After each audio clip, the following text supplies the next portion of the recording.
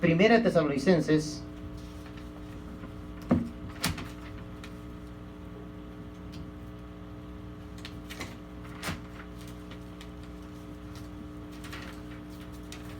¿ya lo tiene?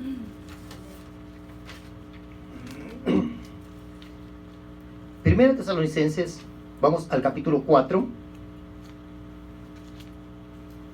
versículo 16 hasta el 18. ¿Ya lo tiene? Leemos la palabra de Dios para la gloria de nuestro Dios. En el nombre poderoso de Jesús, dice así.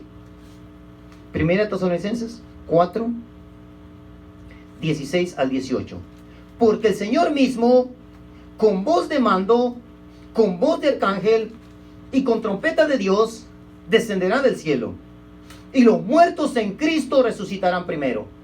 Luego nosotros, los que vivimos, los que hayamos quedado, seremos arrebatados juntamente con ellos en las nubes para recibir al Señor en el aire, y así estaremos siempre con el Señor.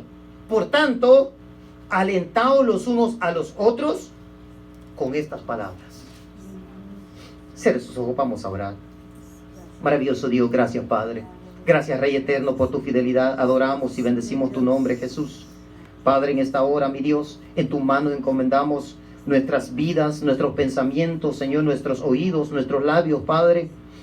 De modo, Señor, que el entendimiento sea alumbrado, mi Dios, y que comprendamos, mi Dios, lo que tu palabra dice, maravilloso Dios. Señor, exaltamos tu nombre, mi Dios. Padre, que a través de tu palabra, Señor, muchos sean iluminados y muchos, Señor, afirmen su fe, afirmen sus pasos, afirmen sus convicciones, Padre, en el nombre de Jesús de Nazaret. Señor, glorifícate, toma control de los aires, de los pensamientos, toma control del oído, Padre, toma el control de los labios, Señor, toma el control de las huestes de maldad en las regiones celestes, Señor, en el nombre de Jesús de Nazaret. Y que tu Espíritu Santo ministre los corazones, las vidas, Señor, los pensamientos, Padre, de aquellos que escuchan tu palabra, Señor. Señor, obra, Padre, a tiempo y fuera de tiempo, mi Dios. Dios eterno, gracias por tu fidelidad, Señor. En tu mano, Señor, encomendamos tu palabra poderosa, mi Dios. Que con libertad fluya libremente, Señor. Gracias, Dios eterno, por tu fidelidad. En el nombre maravilloso de Jesús. Gracias, Señor. Amén. Puede tomar su asiento aquí en la iglesia y los demás pónganse cómodos. Vamos a tratar el tema Israel y el tiempo del fin.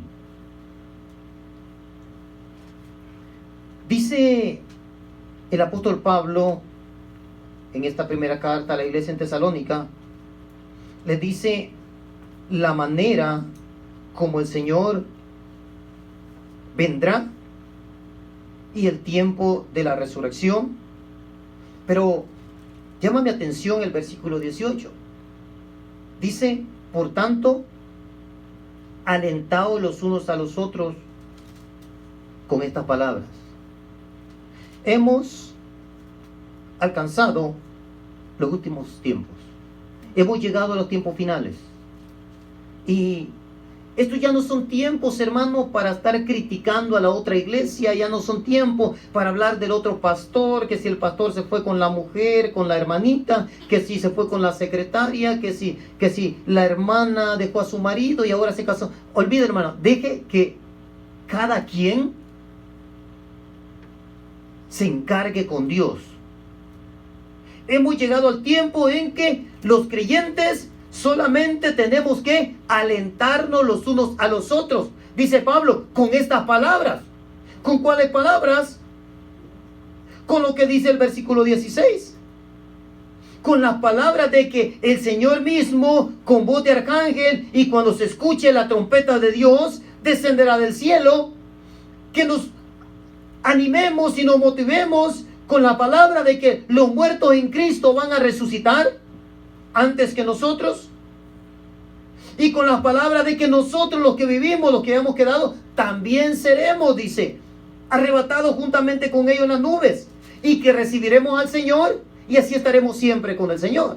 Esas son las palabras que debe motivar de ahora en adelante a todo creyente. Ahora el creyente tiene que motivar a aquellos que no se congregan. Mire, hemos llegado al tiempo final, hermanita, ya casi el arrebatamiento. Si usted recuerda, todo este tiempo en que los líderes que supuestamente saben de la salud, nos dijeron de que no podíamos reunirnos, y pues la ley los apoyó, y debido a la obediencia que nosotros debemos de tener como creyentes a la ley, nosotros aceptamos eso. Hay iglesias que no cerraron, hermano, y honestamente, yo se los aplaudo. Nosotros sí cerramos. Bueno, es un decir, porque nosotros lo que hacíamos era que yo les llamaba a los hermanos para que vinieran 9 personas el sábado y 9 personas el domingo. Básicamente no cerramos, con excepción de algunos días, ¿verdad?, que yo consideré que teníamos que cerrar. 2 o 3 veces cerramos. Y ustedes han sido testigos, tanto aquí en la iglesia como en las redes sociales, cuántas veces yo dije: hermano, no salga, quédese en casa. Si no tiene nada que hacer, quédese en casa. Y mire, le estamos llevando la predicación hasta su casa para que usted no salga, quédese en casa. Y ahora lo que voy a decir, hermanos, es para los que obedecieron y se quedaron en casa. Y también para los que desobedecieron y se salían sin importar los consejos que dábamos nosotros los líderes. Ahora usted, hermanito, ahora usted, hermanita, a la hora del culto, no se quede en casa. No se quede en casa. Busque un lugar donde congregarse, donde reunirse. ¿No vemos que hemos llegado a tiempos finales?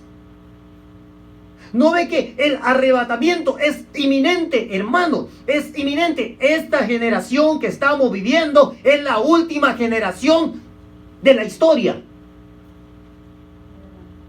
Es la última generación. ¿Y quién se lo dijo a usted, hermano? La Biblia me lo dijo a mí. Esta generación es la última generación la que estamos viviendo. Así que los que no se congregaban, ahora es cuando deben de correr a la iglesia. Ahora tienen que correr a la iglesia. Hay iglesias, hermano, en donde son muchos los miembros. Y tienen que llamar para hacer cita y saber quiénes van a ir. Hermano, corra, haga la llamada y haga la cita para que usted pueda asistir. Y los que no tenemos que hacer eso, corra a una iglesia, hermano. Si quiere, corra con la iglesia del vecino, no importa, pero métase a una iglesia. Aprenda de Dios, hermano. Alabe a Dios, adore a Dios, guárdese, santifíquese, porque estamos llegando al tiempo del fin. Esto es lo que el apóstol Pablo le decía a la iglesia en Tesalónica. Ya sabemos que el arrebatamiento es inminente. El arrebatamiento es algo que no va a cambiar. Lo crea o no lo crea. Lo haya leído en la Biblia o no lo haya leído. Sea cristiano, evangélico, sea católico, musulmán, árabe, ateo, lo que usted quiera. Llegó el tiempo, hermano, de la partida de la iglesia. Yo no sé, hermano, si logremos terminar el estudio hoy. Si no lo terminamos hoy, seguimos mañana. Pero vamos a ir conforme el Señor nos dirija. Y creo que todo creyente debe correr a congregarse. Porque se le ha hecho costumbre no congregarse. Y es una orden de Dios que el creyente debe congregarse para que no se le haga costumbre. Y a los que se les hizo costumbre, es tiempo de que corran para que se desacostumbren y que se acostumbren nuevamente a ir a la iglesia.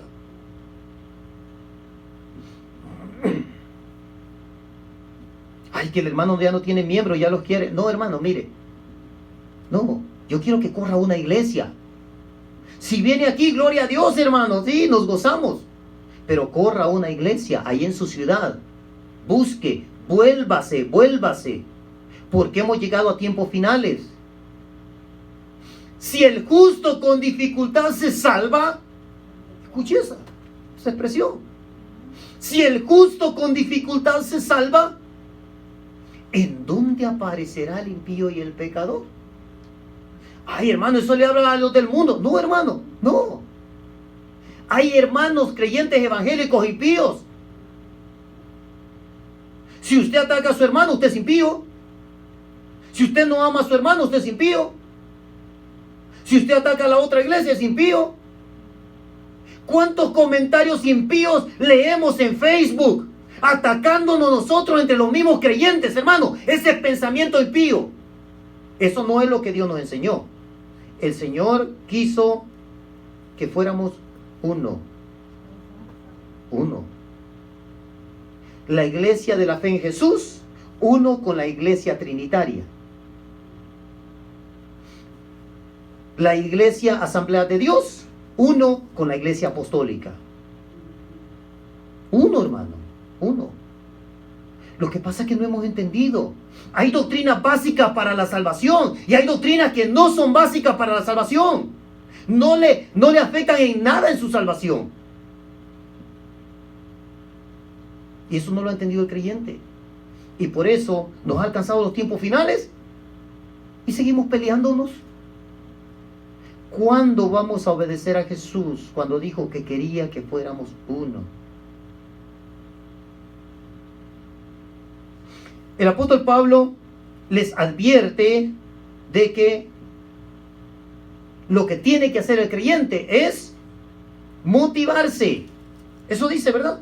Alentaos los unos a los otros con estas palabras. Entonces, sabemos que el arrebatamiento es inminente, va a suceder. Pase lo que pase, ya es un hecho, está establecido. El Señor vendrá. Jesús dijo que se iba y dijo que vendría por nosotros. Y eso va a suceder. La pregunta del $1.000.000. ¿Cuándo?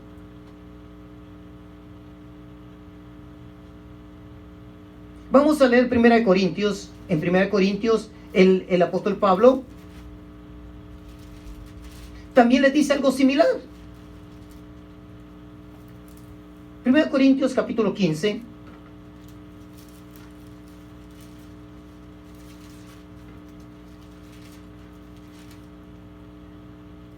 Versículo 51.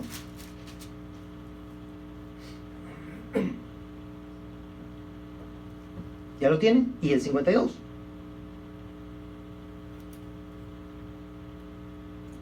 Dice: y aquí os digo un misterio.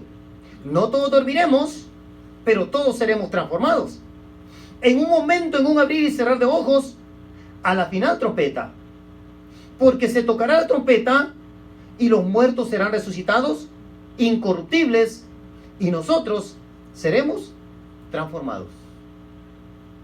Es algo similar a lo que le dice la iglesia a la iglesia en Tesalónica, pero se lo dice en otras palabras.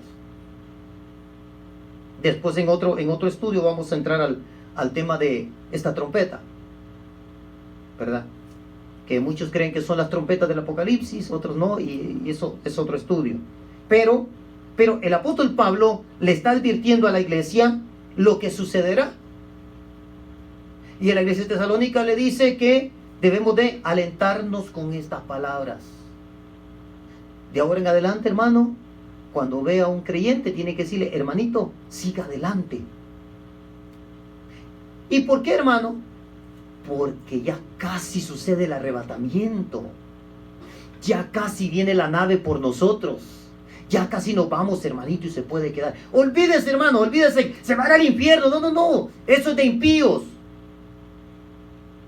Sí, porque Jesús vino a traer buenas nuevas. Sabemos que hay infierno, sabemos que sí existe, sabemos que ya se van los malos. Sí, pero Dios no hizo el infierno para los seres humanos. No lo hizo.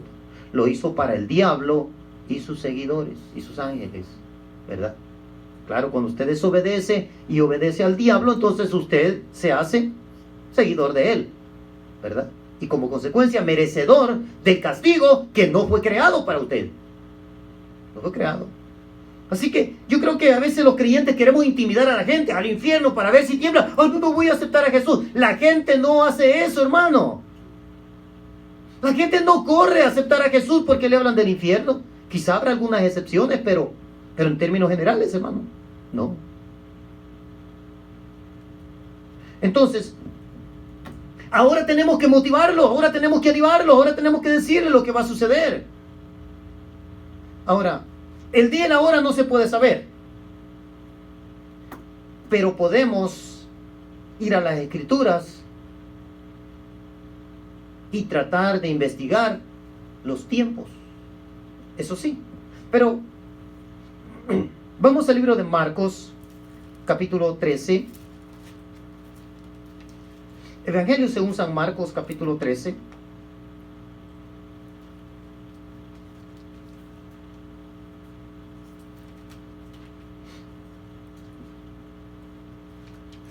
Y allí vamos a ver, en el versículo 32, dice así: Jesús dijo, pero de aquel día y de la hora nadie sabe. Escuche esto: ni aun los ángeles que están en el cielo no saben el día y la hora. Los ángeles también están a la expectativa de cuándo va a suceder. Ni el Hijo. Jesús no sabía. Jesús, como ser humano, hermano, el Hijo de Dios era el ser humano. Y al santo ser que nacerá será llamado Hijo de Dios. Entonces, el Hijo de Dios es la parte humana. Quien murió en la cruz fue el Hijo de Dios, no fue Dios, fue el Hijo de Dios. Y entonces, como ser humano, él no sabía, pero como Dios sí. Entonces, por lo tanto, el Hijo no lo sabe, dice, sino el Padre. O sea, la parte humana de Jesús no lo sabía, la parte divina sí. Habían dos naturalezas. Como ser humano, Jesús no hizo ningún milagro, pero como Dios sí. Como Dios, Jesús no fue a la cruz, sino como ser humano. Y no crea que estoy siendo controversial, porque cuando usted va a Filipenses 2, dice, y estando en la condición de hombre, así dice, estando en la condición de hombre, entonces no era Dios, era hombre. Así que ya, si quiere, ya después con calma, usted lee Filipenses 2, y ahí se dará cuenta de que Jesús era Dios y era hombre, pero como ser humano, aquí, ni el Hijo no sabía el día y la hora. No lo sabe. Entonces, no podemos saber el día y la hora, pero podemos ver los acontecimientos. Y aquí es donde vamos a entrar en el tema. Allí mismo, Marcos 13, versículo 28. Dice así, Jesús le está diciendo, mire, si usted lee antes del versículo 28, no lo vamos a leer, pero si lo lee, está hablando de los acontecimientos que verán, vendrán al Hijo del Hombre, que vendrá en la nube con poder, gran gloria y todo eso. Y en el 28 dice, de la higuera aprended la parábola. ¿Se da cuenta? ¿Se está refiriendo a qué? A la venida del Hijo del Hombre. De la higuera aprended la parábola. Cuando ya su rama está tierna y brotan las hojas, sabéis que el verano está cerca. Entonces dice Jesús, ustedes tienen la higuera para que aprendan. ¿Qué es lo que tiene que ver en la higuera? Que su rama está tierna, que brotan sus hojas. Y ahí van a ver que el verano está cerca. Entonces,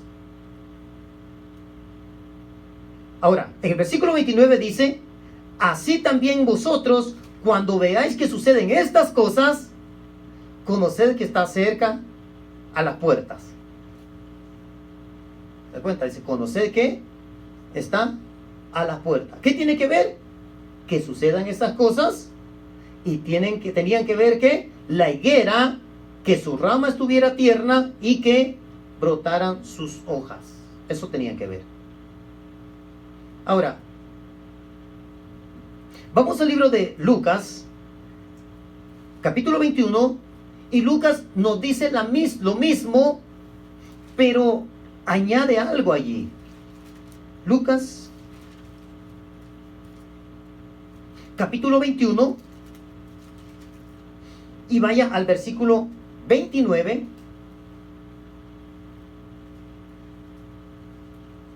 hasta el 33. También les dijo una parábola. Mirad la higuera y todos los árboles. ¿Se da cuenta? Aquí Lucas añade algo. Según Marcos, nosotros tenemos que ver a la higuera. Y según Lucas, tiene que ver a la higuera y también a los demás árboles. Y entonces ya empieza a decir, cuando ya brotan, viéndolo, sabéis que vosotros mismos que el verano está ya cerca. Ahora, la pregunta es, ¿qué se refiere cuando dice la higuera? ¿Y qué se refiere cuando dice los árboles? Para que empecemos a ver si le están brotando las hojas o no. Entonces, la higuera está en el libro de Oseas. Ya lo habíamos visto, pero lo vamos a ver otra vez.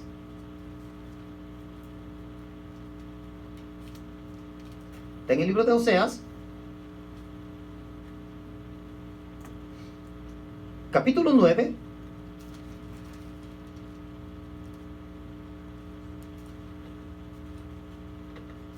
Oseas 9 y vamos al versículo 10.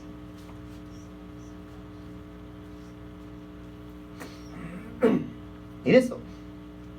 Como uvas en el desierto, hallé a Israel. Como la fruta temprana de la higuera, en su principio, vi a vuestros padres. Hasta ahí. Como uva en el desierto, hallé a Israel. Como la fruta temprana de la higuera, en su principio, vi a vuestros padres. O sea, ¿quiénes eran los padres? Los fundadores del pueblo de Israel. A ellos los vio como la fruta de la higuera. Entonces, Israel, la higuera, representa a Israel. Y vamos a seguir tocando el tema de la higuera con las otras escrituras que hablan de la higuera también. Ahora, ya identificamos a la higuera hasta ahí. ¿Y los árboles?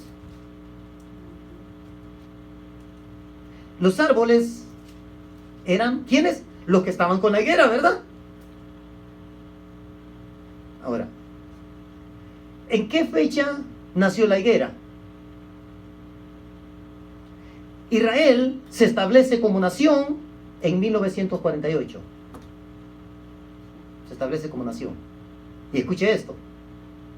El Líbano, 1920. Siria, 1920. Arabia, 1932. Jordania, 1946. Egipto, 1952. O sea, los árboles son los que nacieron alrededor de la higuera. Eran los que estaban en la higuera. Recuerde, la higuera dijo, y los árboles que estaban ahí. Entonces, ya identificamos a la higuera y tenemos identificado también a los árboles. Ahora nos vamos a centrar en la higuera. ¿Por qué? Porque a la higuera es la que hay que verle las hojas y hay que verle las ramas. Ahorita vamos a ver. Así que, pero antes de que vayamos allá, como ya identificamos la higuera, ¿verdad? Vamos al libro de Mateo, capítulo 21. Evangelio según San Mateo. El capítulo 21. Y vamos al versículo 18. 18 y 19. Por la mañana, volviendo a la ciudad, tuvo hambre. ¿Quién? Jesús.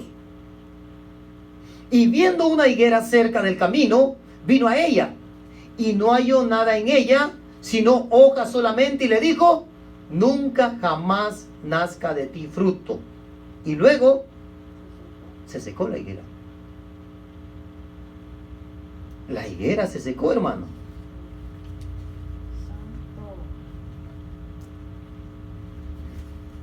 La higuera se secó. ¿Cuándo fue que se secó la higuera? Cuando Jesús maldijo la higuera.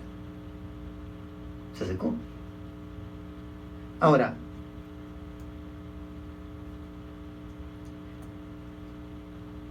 vamos al libro de Lucas, ahí, en el Evangelio según San Lucas, regresemos, y vaya al capítulo 21. Recuerde, la higuera se secó. Lucas 21. O sea, no es nada más que le dijo cuando vea las ramas de la higuera que se refería a Israel. No era solamente eso. La higuera representaba a Israel. Lucas 21.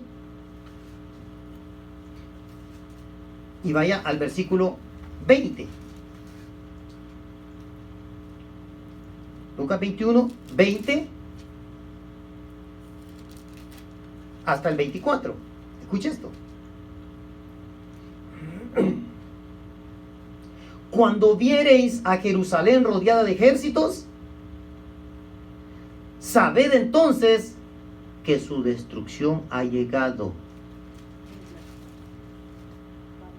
Entonces los que estén en Judea huyan a los montes, y los que en medio de ella váyanse, y los que estén en los campos no entren en ella, porque estos son días de retribución, o sea, de pago, para que se cumplan todas las cosas que están escritas.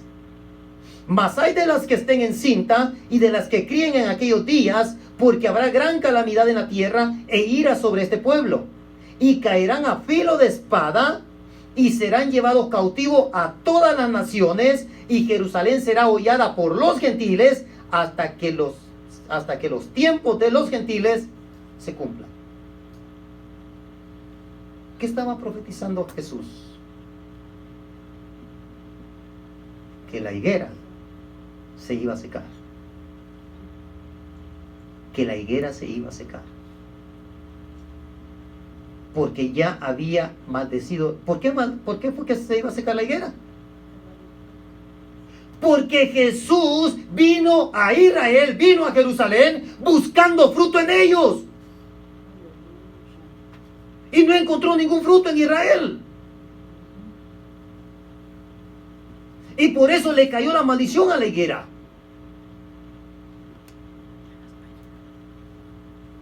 Y es increíble, hermano.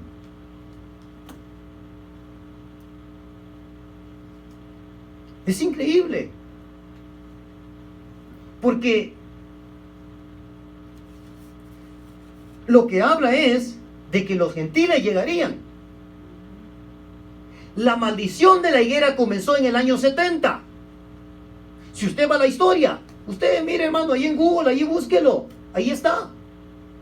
Cuando el general Tito en el año 70 llega a Israel, después de lo que sucedió en Masada, porque usted no lo sabe, hermano, hay hasta películas de Masada, donde la gente estaba huyendo y allí hubo un asesinato masivo. Y después de Masada, el general Tito llega a Israel, invade Israel, destruye Israel, destruye el templo, destruye todo. Y allí se cumplió lo que Jesús le había dicho a Israel. Y caerán a filo de espada. Escuche esto. Estamos en el versículo 24. Y serán llevados cautivos a todas las naciones. A partir de allí, Israel empezó a habitar todas las naciones del mundo. Así que no le extrañe, hermano, que hay judíos árabes, que hayan judíos argentinos, judíos salvadoreños, judíos mexicanos. ¿Por qué? Fueron regados en todas las naciones del mundo, tal y como Jesús lo dijo. tras la maldición de la higuera. La higuera se iba a secar. Y dice que serían llevados cautivos a todas las naciones y Jerusalén sería hollada por los gentiles hasta que los tiempos de los gentiles se cumplan. ¿Usted entiende eso? Hasta que los tiempos de los gentiles se cumplan. Ahora,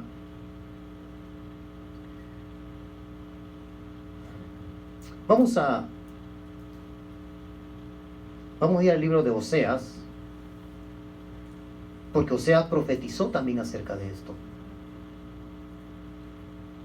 El general Tito llega a Jerusalén, destruye el templo, se llevan todos los artefactos, lo que tenía el templo, todo se llevó.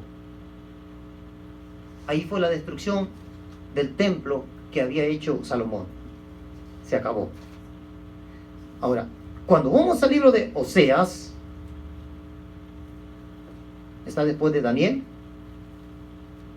después de Ezequiel, Daniel, Oseas.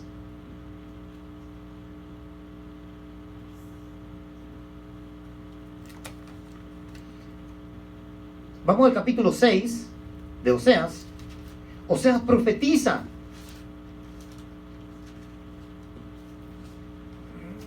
Mire esto. Oseas 6, 1 y 2. Dice, venid y volvamos a Jehová, porque Él arrebató y nos curará, hirió y nos vendará. Nos dará vida después de 2 días. En el tercer día nos resucitará y viviremos delante de Él. Mire esto. Esta es la profecía bíblica. Ahora, para que entienda esta escritura, vamos a 2 de Pedro, capítulo 3, que es una escritura que no pierda esa escritura de Oseas. Ahorita vamos a regresar. Es una escritura que usted ya la sabe, pero es necesario que la leamos por alguien que no la sepa. 2 de Pedro, capítulo 3,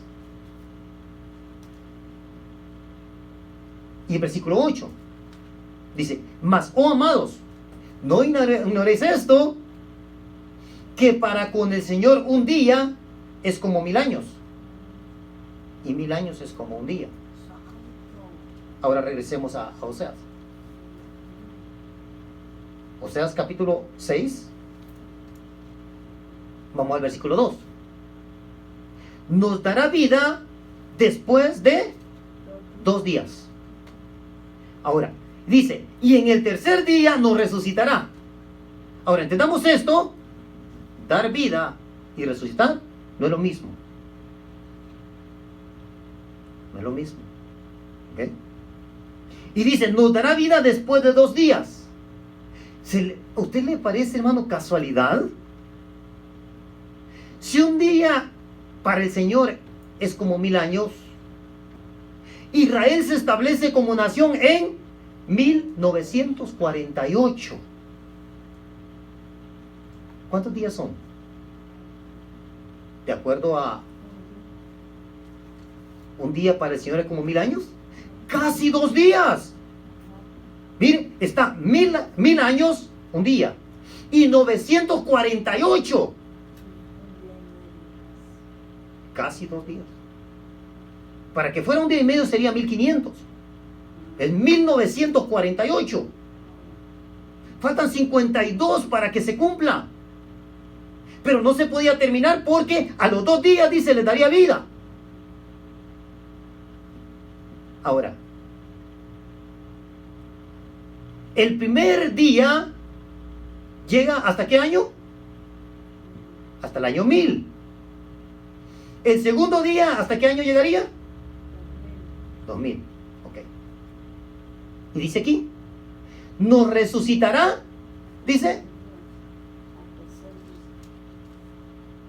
Y de acuerdo a un día es como 1000 años y 1000 años es como un día. ¿En qué día estamos, hermano? De acuerdo a esta escritura.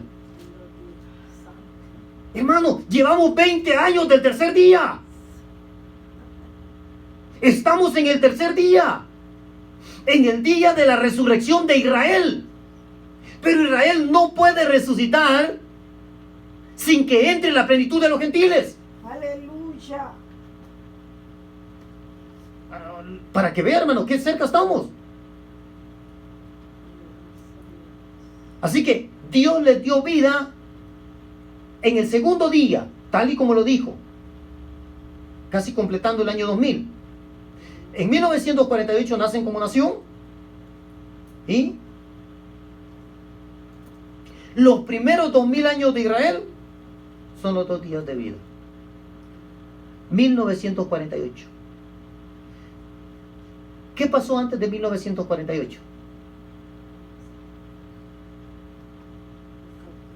Israel estaba muerto. ¿No ve que le dio vida después de 2 días? ¿Y por qué estaba muerto? Porque la higuera se secó. Después del año 70, cuando llega el general Tito y arrasa con Jerusalén, no hubo nada en Israel. No hubieron sacrificios. Es más, hermano, ni lluvia hubo en ese tiempo.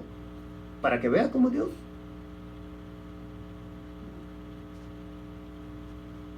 Sí, hermano.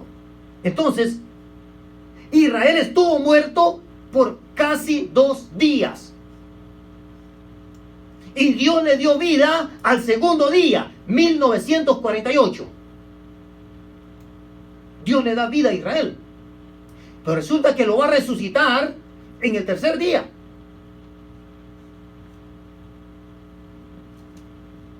Estamos en el día tercero. Ahora, vamos a comprobar que estamos en el día tercero. Vamos a comprobar que estamos en el día de la resurrección de Israel y que por lo tanto está más cercano el arrebatamiento. El arrebatamiento de la iglesia es más cercano, es antes que la resurrección de Israel. Vamos al libro de Éxodo, capítulo 24. ¿En Éxodo, hermano? Sí, en Éxodo.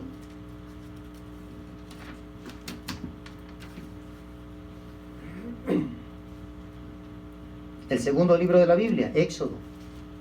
¿Con Moisés, hermano? Sí, vamos ahí con Moisés.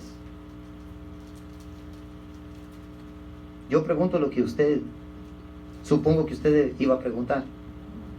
Y así me ahorro un tiempo, unos segundos. Éxodo 24. Y vaya al versículo 16.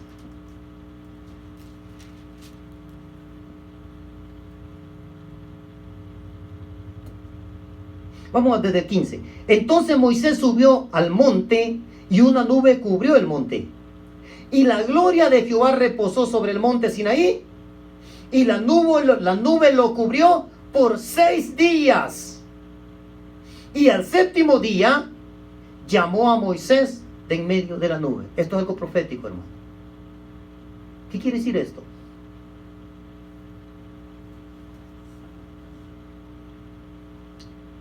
¿Cuántos días trabajó Dios? 6. ¿Y qué pasó al 7º día? Descansó. Muy bien. Ahora, observe lo que estamos leyendo aquí. Dice, la gloria de Jehová reposó sobre el monte Sinaí y la nube lo cubrió por 6 días. Y al 7º día llamó a Moisés de en medio de la nube. ¿Qué quiere decir? Que el día 7º, primero, es el día de reposo. Pero el día 7º también es el día de encontrarse con Dios. Aleluya. Santo. Hermano, yo cuando estaba escudriñando esto, le digo, todavía hasta me ponen Santo. la carne, dicen por ahí, de gallina. Escuche esto. De Adán a Abraham hay 2000 años. De Abraham a Cristo hay 2000 años. Y de Cristo hasta nosotros hay 2020 años. O sea, ya entramos en el día 7. Ya entramos en el día de descanso. Ya entramos en el día de encontrarse con Dios. Aleluya. O sea, el arrebatamiento es inminente, hermano. Si no lo tome a la ligera. No lo tome a la ligera.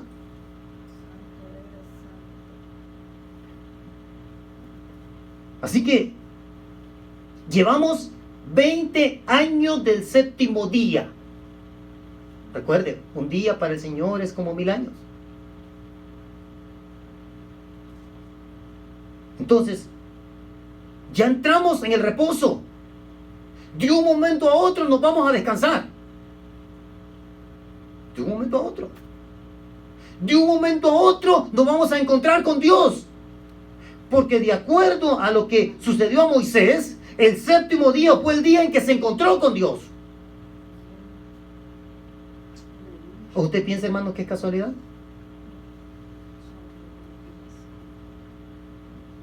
Marcos capítulo 13.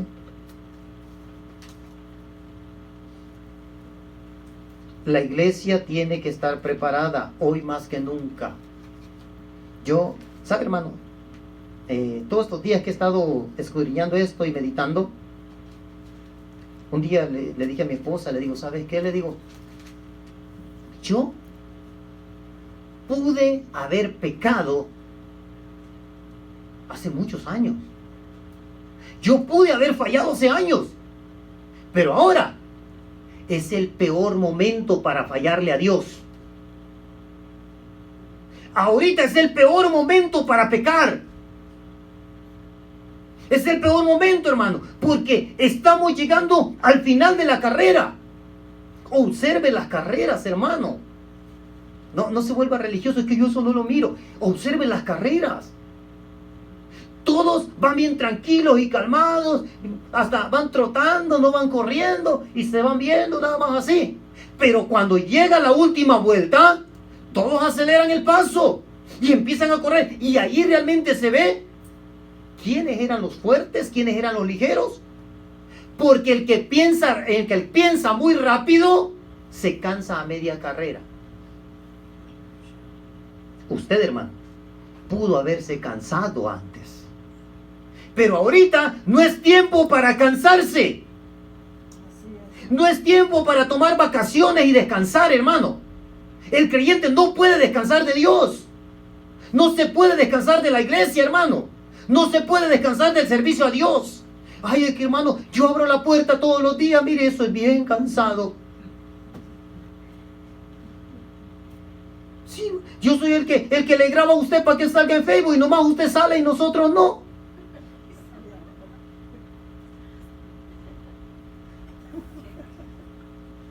Es el peor momento para sentarse a descansar. Es el peor momento, hermano, para afanarse. Es el peor momento, ahorita es el peor momento, hermano, para acobijar el pecado, la desobediencia. Ahora es cuando el que sea santo, santifíquese más todavía. Ahora es cuando debes de parar de jugar al cristiano. Ahora es, ¿por qué? Porque estamos en la recta final de la carrera. Ahora tienes que acelerar el paso. Antes no orabas, ahora métete a orar. Acelera el paso. Antes no leía la Biblia, ahora métete a leer la Biblia porque acelera el paso. Estamos en la última vuelta de la carrera. Ya se siente el olor del galardón. Ya, hermano, ya se ve el brillo. Ya se le ve el brillo, hermano, de la gloria de Dios. Ya estamos ahí, hermano, ya se siente el calorcito, ya, hermano, ya. Todo esto que usted ve a su alrededor, hermano, todo lo que acontece en el mundo, siente el calorcito de la victoria, hermano. Ya estamos del otro lado. Es el peor momento para bajar la guardia.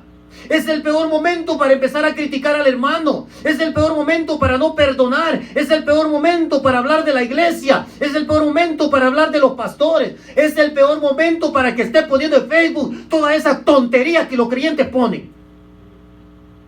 Porque estamos en la recta final de la carrera. Quizás no le parezca muy bonito lo que digo, hermano,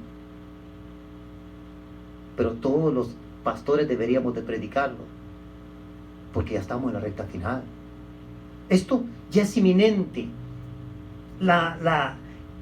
El arrebatamiento es algo que sucederá cuando usted menos se lo imagina. Acuérdese, como ladrón en la noche. Como ladrón en la noche. Como en los tiempos de Noé. Observe lo que sucede en el mundo, hermano. Y haga de cuenta que está viviendo en tiempos de Noé. Si usted pensaba de que Noé nomás se la pasaba allí y que Noé voy a construir un barco. Oiga, doña Gertrudis, usted voy a construir un barco, ¿por qué no se mete acá? No, yo no, yo aquí estoy contento en mi casita, mira, ya la pagué. Ok, está bueno. Vamos, mire, váyase al barco. No, mire, ¿sabe qué? Yo para pasearme aquí tengo mi carro, lo acabo de comprar, mire, recién lavadito y pintadito, este es mi carro. Ok, está bueno. ¿Usted piensa que Noé andaba así? La gente estaba toda alborotada, hermano. Noé le batalló. ¿Sabe, hermano? Escuchaba a un predicador y este predicador decía, usted se imagina, hermano, Noé predicar 120 años y no ganarse ni una sola persona. Tremendo. Sí, hermano. Y me hizo meditar. Dice, lo único que metió al barco fue a su familia. 120 años y no ganó ni uno. ¿Y usted espera que la gente se convierta? Como en los días de Noé. Como en los días de Noé, hermano. Haga su trabajo, siga predicando, ¿verdad? Y el Señor sabrá, ¿verdad? A quién toca el corazón y a quién no. Vamos a ir a Marcos capítulo 13, versículo 28.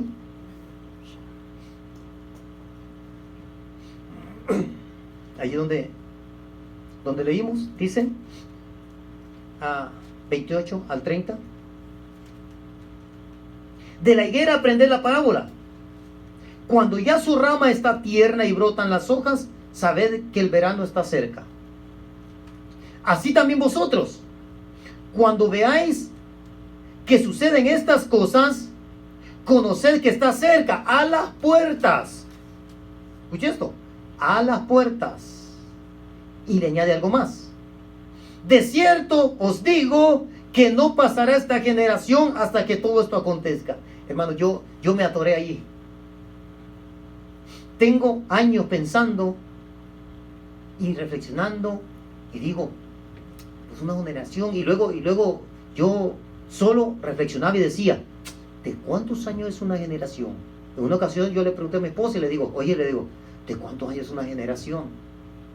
Porque ahí dice no pasará esta generación. Ahora, y digo, lo otro que reflexionaba era, dice, no pasará esta generación. Y yo digo, pero la generación de Jesús ya pasó. Y no hemos visto nada. ¿Y sabe por qué era esto, hermano? Primero, no lo entendía porque es la generación de las ramas tiernas de la higuera, del brote de las hojas de la higuera. Esa generación es. Ahora,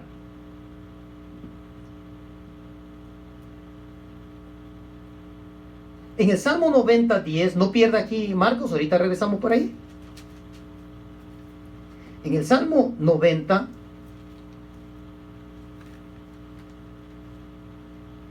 ya conoce esta escritura también, pero probablemente no se acordaba dónde estaba. Salmo 90:10 dice, los días de nuestra edad son 70 años. Y si en los más robustos son 80 años. Con todo, su fortaleza en molestia y trabajo, porque pronto pasan y volamos. Ok. Entonces está diciendo que una generación son de 70 años y en los más robustos de 80. Ok, entonces ahora vamos a regresar a Marcos capítulo 13, versículo 28-30. Entonces, Dice aquí,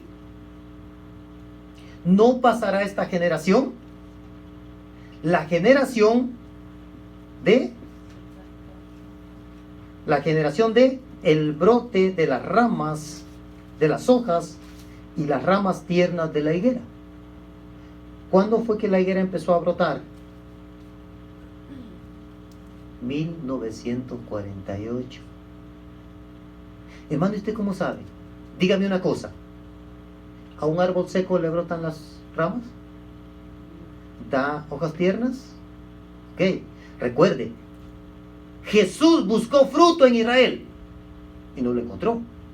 Y como no lo encontró, Él determinó que la higuera debería secarse. Y entonces la higuera se seca y claramente lo dijo que alguien iba a llegar y atacar a Israel. Y eso fue lo que sucedió en el año 70. Y desde el año 70, cuando el general Tito llega y destruye todo Israel, destruye el templo, Israel no existió. Y estuvo regado en todas las naciones, en todos los países. Estuvo muerto, no hubo culto, no hubo sacrificio, no hubo nada, hermano. Estuvo borrado todo lo que Moisés dijo, todo lo que Dios les pidió, todo lo que le mandó, estuvo anulado todo ese tiempo. Israel no hizo nada hasta el año 1948. Hasta el año 1948. Entonces, después de que le brotan las hojas, después de que las ramas están tiernas, en 1948, Jesús dice, no pasará esta generación hasta que todo esto acontezca. ¿De cuánto es una generación? Digamos, lo más robusto, 80. Una generación. Entonces, si el brote de las hojas de la higuera fue en 1948, añádele 80 años a 1948. ¿Cuánto le dio? 1948, súmele 80 años. Y 2028. ¿Y en qué año estamos? Hermano, ahora, no estamos diciendo que el arrebatamiento va a ser en el 2028. Podría ser. Si fuera así, usted tendría solamente 8 años para ganarse a su familia. Porque diría, ay hermano, 8 años es mucho tiempo. ¿Sí? ¿Cuánto se llevó Dios en convencerlo a usted? Hermano, se llevó más de 8 años. Sí, eso no es fácil. Así que, le digo, hay que correr. Olvídese, hermano, de estar hablando de la otra iglesia, del otro pastor, del otro ministerio. Olvídese de eso. Preocúpese por su familia porque ya estamos cerca. Ahora, ¿por qué no podemos decir que en el 2028? No podemos asegurarlo. ¿Sabe por qué? Porque aquí tenemos que ver la diferencia de calendarios. El calendario judío es de 360 días. El de nosotros, que es el calendario romano, es 365. Ahí puede haber diferencias. Lo otro es que antes de Cristo es hasta antes del nacimiento de Jesús. Y después de Cristo es después de la muerte de Jesús. Entonces en medio hay 33 años y medio. Entonces, debido a eso es que no hay una exactitud. Pero esto quiere decir que estamos bien cerca. Esto quiere decir que estamos bien cerca. Ahora, vamos al libro de Romanos, capítulo 11.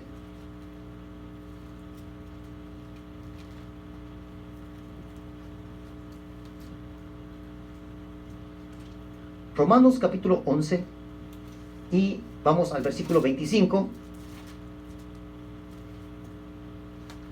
y 26.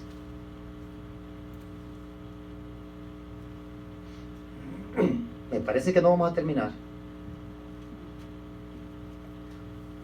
Romanos 11, 25 y 26. Dice así: porque no quiero, hermanos, que ignoréis este misterio, para que no seáis arrogantes en cuanto a vosotros mismos, que ha acontecido a Israel endurecimiento en parte hasta que haya entrado la plenitud de los gentiles. Miren esto. Luego todo Israel será salvo. ¿Qué quiere decir? Será el tercer día cuando Israel resucite. La salvación de Israel será el tercer día cuando Israel resucite. Pero eso será cuando,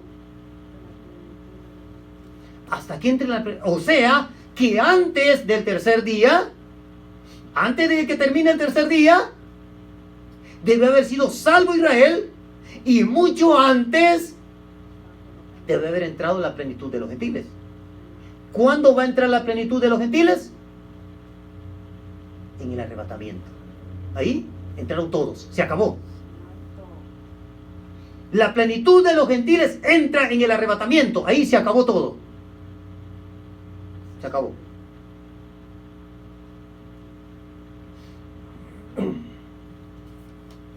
Ahora, aquí dice una frase: entonces Israel será salvo. ¿Qué quiere decir Israel será salvo? Quiere decir que Israel todavía no es salvo. No es salvo. Entonces, ¿qué quiere decir esto? Yo creo que aquí vamos a terminar. Cuando Jesús caminaba por las calles de Jerusalén, Jesús les dijo que había venido ¿a qué? A reunirlos como la gallina junta sus polluelos. ¿Y qué les dijo? Y ustedes no quisieron.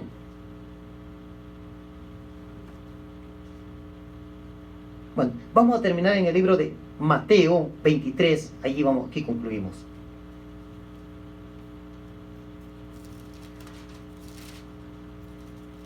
Mateo 23. Ahí terminamos.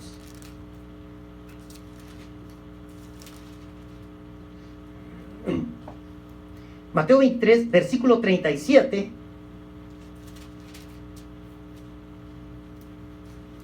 Esta escritura, hermano, ya la hemos leído, pero probablemente no lo habíamos reflexionado, o quizá no lo habíamos entendido. Miren, dice lo que le dice Jesús: Jerusalén, Jerusalén, que matas a los profetas y apedreas a los que te son enviados. ¿Cuántas veces quise juntar a tus hijos como la gallina junta sus polluelos debajo de las alas y no quisiste? Mire el 38. He aquí, vuestra casa os es dejada desierta. ¿Qué está diciendo? Te secas. Se secó la higuera. Pero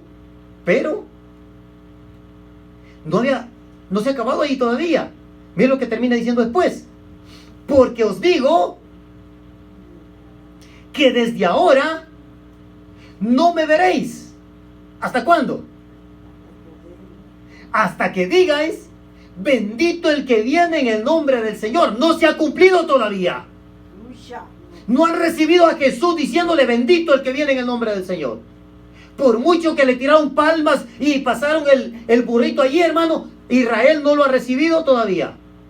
Entonces, ¿qué pasó? Vino Dios y apretó el botón de pausa. Y empezó el ministerio de los gentiles. Observe. Jesús, ¿a quién vino? A las ovejas perdidas de la casa de Israel. Pero les digo, ¿sabe qué? Desde ahora no me verán más, hasta que se llegue el día en que me digan: bendito el que vino en el nombre del Señor. Entonces le puso pausa, empieza el ministerio de los gentiles. Amén, aleluya, amén.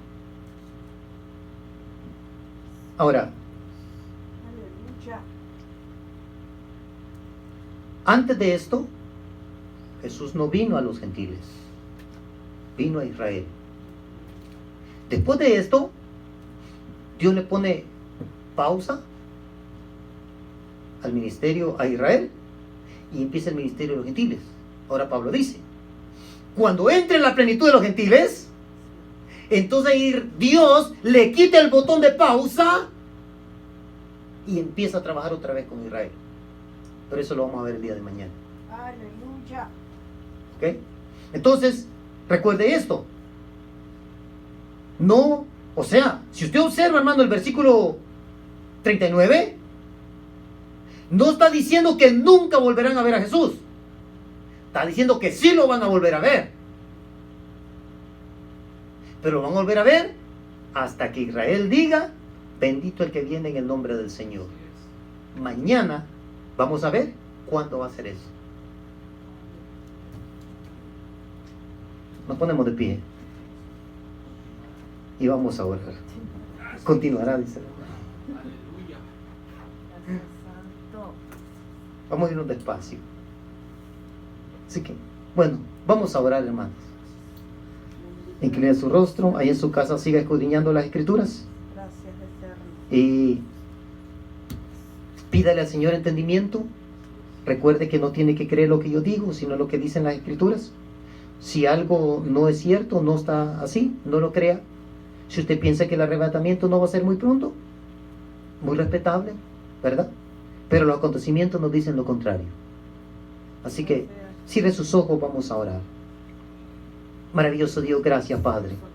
Gracias por tu fidelidad, Señor. Gracias por tu misericordia y tu justicia. Señor, adoramos y bendecimos tu nombre, Señor. Te alabamos, te exaltamos, porque no hay nadie como tú, Señor. Padre, en esta hora yo te suplico que esta palabra, Señor, entre al pensamiento, al entendimiento y que sea alumbrada con tu gracia, Señor, para que muchos entendamos, Señor, cuán cerca estamos de marcharnos de este mundo. Dios eterno, en el nombre de Jesús de Nazaret, Señor, trata con tu pueblo, Señor. Trata, Señor, con el Israel tuyo. Trata con el Israel espiritual, Señor. Trata con tu pueblo, Padre poderoso. Para que día a día, Señor, tengamos, Padre, la percepción de que estamos llegando a los tiempos en que nos marcharemos, Señor. Dios eterno, a reflexionar a aquellos que están en pecado, aquellos que están en desobediencia, Señor, aquellos que están desanimados, aquellos que no se congregan en ningún lado, Señor, a lo reflexionar, poderoso Dios. Porque el día de la partida es inminente, el día de la partida está cercano, Señor. Gracias, poderoso Dios, por tu fidelidad. Alumbra el entendimiento, Señor. Que podamos comprender, Señor. Padre, que tu Espíritu Santo sea el que ministre en los corazones, las vidas, maravilloso Dios. Para que entendamos, Señor, que hemos llegado a tiempos peligrosos en el cual tenemos que luchar fuertemente por nuestra salvación con temor y temblor. Dios eterno, gracias por tu fidelidad, Señor. Ministra a nuestras familias, Padre. Ministra a nuestros hijos, Señor. Padre, danos la gracia y la sabiduría para llegar a sus corazones. Que ya no solapemos la desobediencia, el pecado, Señor. En el nombre de Jesús. Que con gracia y con amor podamos llegar a ellos, Señor. Para que también sean alcanzados. Maravilloso Dios, bendice los ministerios, los pastores, Padre. Señor, habla a tu siervo, a tu ministro, Padre, para que todos nos preparemos, Señor, y juntos podamos irnos contigo, Señor. Dios eterno, gracias por tu fidelidad, Señor. Bendice la familia en sus hogares, Señor. Aquel que está enfermo, Padre, aquel que está débil, Señor. Que tu palabra poderosa le dé confianza, le dé esperanza, que reciba aliento, que reciba nueva fuerza, Señor. Dios eterno, gracias por tu fidelidad, Señor. Exalta tu nombre en nuestras vidas, mi Dios. Gracias, Rey eterno, en el nombre de Jesús. Gracias, Señor.